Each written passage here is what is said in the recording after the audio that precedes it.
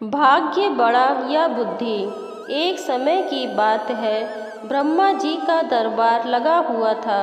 उस समय भाग और बुद्धि में झगड़ा होने लगा। भाग ने बुद्धि से कहा, मैं सबसे बड़ा हूँ, मैं जो कर सकता हूँ वह काम तुम नहीं कर सकती। बुद्धि ने भाग से कहा, मैं जो कर सकती हूँ वह कोई नहीं कर सकता।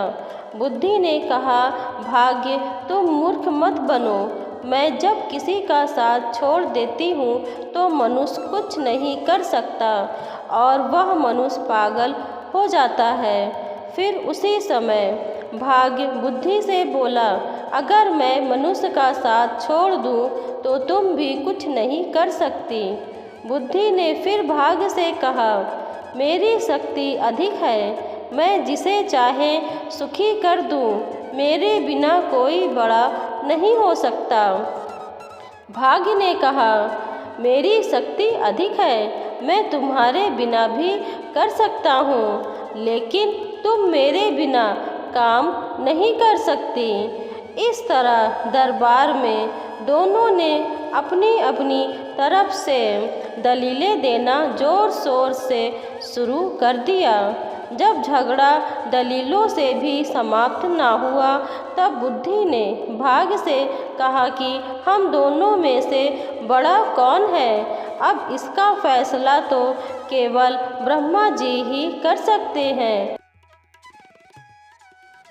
इस प्रकार दोनों का तर्क सुनने के बाद ब्रह्मा जी के मन में यह विचार आया कि यह फैसला तो बड़ा ही कठिन है। तब ब्रह्मा जी ने भाग्य और बुद्धि दोनों से कहा कि आप दोनों अपनी अपनी क्षमता का परीक्षण करके मुझे बताओ कौन बड़ा है। इसका पता तभी चलेगा और उसके बाद ही मैं फैसला करूंगा कि आप दोनों में से सर्वश्रेष्ठ व सबसे बड़ा कौन है। भाग्य ने ब्रह्मा जी से कहा, प्रभु जैसी आपकी इच्छा, आप सबसे पहले मुझे आदेश दीजिए, लेकिन बुद्धि मुझसे बड़ी नहीं हो सकती। तब ब्रह्मा जी ने भाग्य से कहा कि यह एक चरवाहा है, अब आप इसका भाग्य बदल कर दिखाओ। तब बुद्धि भी भाग्य से कहने लगी, अब तुम इस चरवाहे को एक राजा बनाकर दिखाओ, मैं इस चरवाहे का साथ छोड़ रही हूँ। तब भाग्य उस चरवाहे को राजा बनाने की सोचने लगा। भाग्य चरवाहे के पास गया और उस चरवाहे के पास भाग्य ने देखा कि इस चरवाहे के पास तो केवल 3 ही बकरियां हैं और एक टूटी सी झोपड़ी है और चरवाहा सारा दिन उन बकरियों को चराने में लगा रहता है। भाग्य ने देखा कि चरवाहे के पैरों में चप्पल जूते भी नहीं हैं। अब भाग्य ने पासा पलटा और भाग्य ने सोने के जूते लेकर उस स्थान पर रख दिए जिस स्थान से होकर चरवाहा रोज निकलता था। जब उस चरवाहे ने देखा कि उसके मार्ग में सोने के जूते पड़े हैं, वह चरवाहा समझ नहीं सका कि यह जूते सोने के हैं। उस चरवाहे ने वे जूते अपने पैरों में पहन लिए और सोचा, चलो अब ये जूते पहनने के काम आएंगे। वह चरवाहा रोजना उन जूतों को पहनकर जंगल में जाता, बकरियां चराता और लकड़ियां काट कर लाता, लेकिन उसके जीवन में कोई बदलाव नहीं हुआ। उसकी बुद्धि भी उसका छोड़कर चली गई थी। भाग्य ने उस चरवाहे का खूब साथ दिया, लेकिन उसके जीवन में कोई भी बदलाव नहीं हो रहा था। भाग्य सोचने लगा कि मैंने इस चरवाहे को राजा बनाने का वादा किया था, लेकिन इस चरवाहे में तो कोई भी बदलाव भी नहीं आया। यह चरवाहा तो पागलों की तरह रहता है। तब बुद्धि ने भाग्य से कहा, देख लिया तुमने, मैं इस चरवाहे का साथ नहीं दे रही हूँ तो यह चरवाहा कुछ भी नहीं कर पा रहा है। फिर कुछ दिन और बीते। एक देश का राजा जिसका नाम तेज प्रताप था। राजा तेज प्रताप का एक सौदागर था जो रोजाना अपने ऊँटों पर पीतल लाद कर उसे बेचने जाता था। वह सौदागर रोजाना उस मार्ग से निकलता था जिस मार्ग से रोजाना चरवाहा जंगल के लिए जाता था। एक दिन उस सौदागर ने रास्ते में देखा कि यह चरवाहा है जिसके पैरों में सोने के जूते हैं, लेकिन वह उनकी कदर नहीं कर रहा है। सौदागर ने सोचा कि शायद यह चरवाहा इन सोने के जूतों के बारे में कुछ भी नहीं जानता होगा। तब वह सौदागर ने चरवाहे के पास जाकर उससे पूछा, भाई ये जूते तुम्हें कहाँ से मिले हैं? चरवाहे ने सौदागर से कहा कि ये जूते मुझे जंगल के रास्ते में पड़े हुए मिले थे। उस सौदागर ने कहा कि ये जूते आप मुझे बेच दो। चरवाहे ने सौदागर से कहा, हाँ मैं इन जूतों को बेच दूंगा क्योंकि इनको मैं बहुत दिनों से पहन रहा हूँ, पर ये जूते फटते नहीं हैं। सौदागर ने कहा, तो बताओ इसके बदले तुम्हें क्या लोगे? चरवाहे ने कहा, इनके बदले तुम मुझे 1 किलो आटा दे देना जिससे कुछ दिनों तक मेरा और मेरी माँ का रोटी का काम चलेगा। सौदागर ने कहा, मंजूर है। और 1 किलो आटे के बदले सौदागर ने उस चरवाहे से सोने के जूते खरीद लिए। फिर बुद्धि भाग के पास आई और भाग से बोली, हे भाग, ये क्या हो रहा है? आप कहाँ सो गए? जिस चरवाहे को आप एक राजा बनाना चाहते हैं उसने तो आपके दिए सोने के जूते को 1 किलो आटे में बेच दिया। तब भाग ने बुद्धि से कहा, बुद्धि आप अभी चुपचाप रहो और देखते रहो मैं क्या करता हूँ। भाग्य बोला, मैं इस चरवाहे को राजा बनाकर ही रहूँगा। बुद्धि ने भाग से कहा, हे राजा के चक्कर में आप इस चरवाहे को मार मत देना क्योंकि ये चरवाहा बुद्धि के बिना कुछ नहीं कर सकता है। भाग ने फिर पासा पलटा और इस बार हीरे से जड़ित सोने के जूते फिर दोबारा ले जाकर उसी स्थान पर रख दिए जहाँ से वह चरवाहा जाता था। फिर उसी रास्ते से चरवाहा फिर निकला तो उसने देखा कि ये जूते तो पहले से और भी ज़्यादा अच्छे हैं। उसने सोचा, चलो इनको भी पहन लेता हूँ। उस चरवाहे ने उन जूतों को भी पहन लिया और फिर जंगल में अपनी बकरियों को चराने के लिए चला गया।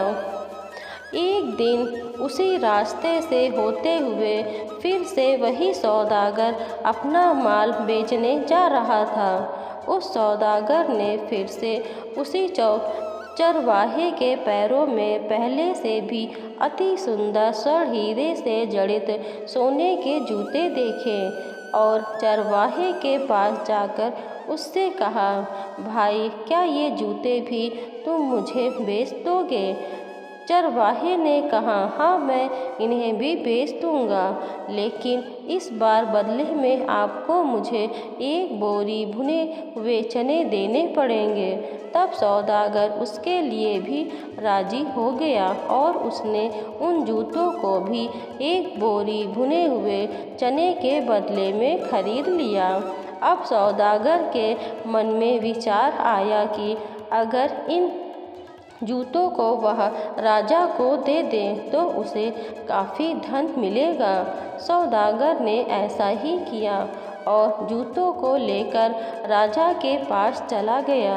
राजा जूते देखकर काफ़ी खुश हुए और उन जूतों को राजा ने सौदागर को 100 स्वर्ण मुद्राएं देकर उससे ले लिया।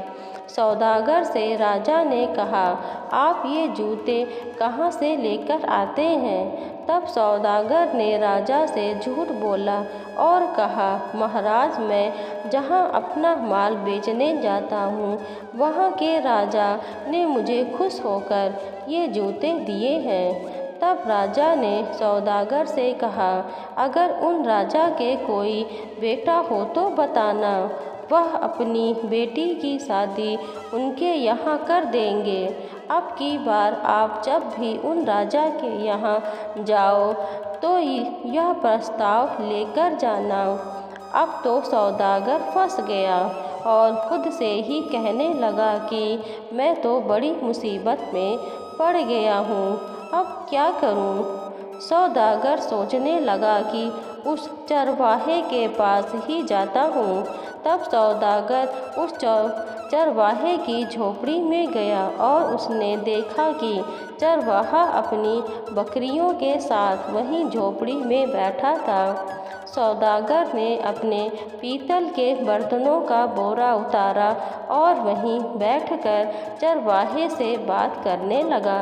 वह चरवाहा जब उसके बर्तनों के बोरे में आकर बैठा तो वे सभी बर्तन सोने के हो गए, क्योंकि भाग उस चरवाहे का साथ दे रहा था। सौदागर ने मन ही मन सोचा, ये तो बड़ा काम का व्यक्ति है और यह कोई बड़ा जादूगर है, अब इसे ही मैं राजा बना देता हूँ। सौदागर ने चरवाहे से कहा, भाई तुम चिंता मत करो, मेरे पास काफ़ी धन दौलत है, मैं आपके यहाँ महल और किला बना देता हूँ और आप मेरे राजा बन जाना। राजा बनने के बाद मैं आपका विवाह मेरे देश के राजा की बेटी से करवा दूँगा, फिर आप आराम से अपनी ज़िंदगी जीना। चरवाहे ने कहा, भाई तुम जो भी करो लेकिन मेरी बकरियों का ध्यान जरूर रखना। सौदागर ने सोचा कि ये व्यक्ति तो बुद्धि से मूर्ख लगता है, शायद इसकी बुद्धि नष्ट हो गई है, मैं तो इसको राजा बना रहा हूँ और इसे अपनी बकरियों की पड़ी है। फिर सौदागर वहाँ पर एक आलीशान महल बनवाकर वापस राजा तेज प्रताप के पास गया और उनसे कहा, महाराज, मैं उस राजा को शादी के लिए तैयार कर आया हूँ और आप वहाँ पर अपनी बेटी की सगाई उस राजा के बेटे के साथ कर दो, मैं उससे तय करके आया हूँ। तब राजा तेज प्रताप ने अपने 2 नौकर भेजे और अपनी बेटी की सगाई करवा दी। अब विवाह का समय नज़दीक आ गया था और चरवाहा अब भी अपनी बकरियों के साथ रहता, उनको चराता और अपनी ही मस्ती में मस्त रहता। सौदागर ने सोचा कि कहीं ये चरवाहा मुझे मरवा न दे, इसको तो कोई परवाह ही नहीं है। सौदागर उस चरवाहे के पास गया और उसने चरवाहे को सारी बात बताई और कहा, मुझे और तुझे दोनों को राजा मार देगा अगर किसी को इस बात का पता चल गया कि तू एक चरवाहा है। इस कारण मैं जिस प्रकार कहूँ उसी प्रकार ही तुम काम करो। चरवाहे ने मन में सोचा, यह संकट कहाँ से आ गया, मैं तो अपनी ज़िंदगी आराम से व्यतीत कर रहा था। चरवाहे ने मन ही मन सोचा कि इस सौदागर ने मुझे कहाँ फंसा दिया। अब विवाह का समय आ गया और बारात लेकर राजा तेज प्रताप के देश में जाने की तैयारी होने लगी। काफ़ी सेना हाथी घोड़े लेकर पहुंच गए और विवाह की रस्म भी पूरी हो गई। अब उस चरवाहे को एक अलग 7 मंजिला कमरे में सुला दिया। उसको वहाँ पर कई तरह की आवाज़ें आने लगीं, क्योंकि उस चरवाहे की माँ उसे बचपन में भूतों की कहानी सुनाया करती थी। उस चरवाहे को पायल और चूड़ियों की आवाज़ जैसे ही आती, वह सोचता कि शायद कोई भूत आ रहा है। उस चरवाहे ने डर के वजह से एक खिड़की से कूदने की तैयारी कर ली। उसी समय बुद्धि भाग के पास आई और कहा, भाग्य इस व्यक्ति को किसी प्रकार से बचा सको तो बचा लो, अन्यथा ये कूदकर मर जाएगा, क्योंकि इसमें बुद्धि नहीं है। तब भाग को एहसास हुआ और भाग ने बुद्धि से कहा, बुद्धि आप बड़ी मैं छोटा, बुद्धि आप जीती मैं हारा, बुद्धि आप ही इस व्यक्ति को बचाओ। तब उसी समय बुद्धि ने उस चरवाहे के दिमाग में प्रवेश किया और फिर बुद्धि आते ही वह चरवाहा खिड़की से कूदते समय रुक गया। अंत में ब्रह्मा जी ने फैसला सुनाते हुए भाग से कहा, भाग आप परीक्षण में सही सफल नहीं हो सके, इस कारण भाग्य से बड़ी बुद्धि है। बुद्धि के बिना व्यक्ति कुछ नहीं कर सकता, चाहे वह कितना धन दौलत वाला ही क्यों ना हो। इस कारण बुद्धि ही सबसे बड़ी और सर्वश्रेष्ठ है। तो यह जानकारी आपको कैसी लगी, हमें कमेंट करके ज़रूर बताएं। धन्यवाद।